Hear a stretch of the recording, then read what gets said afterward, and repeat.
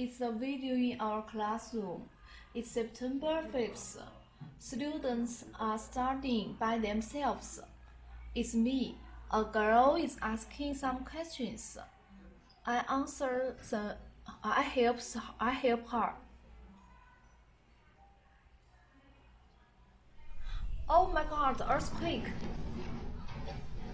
I saw every student use their book to protect their heads.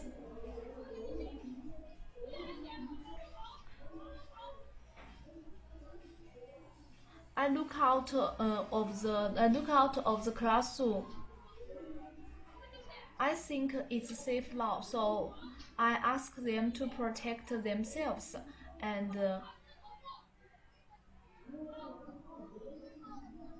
go out.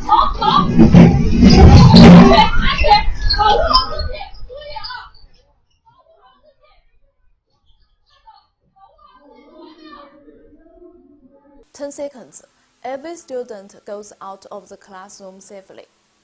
When the earthquake came, I felt scared, but I think it's my duty to help my kids. As a teacher, I make it.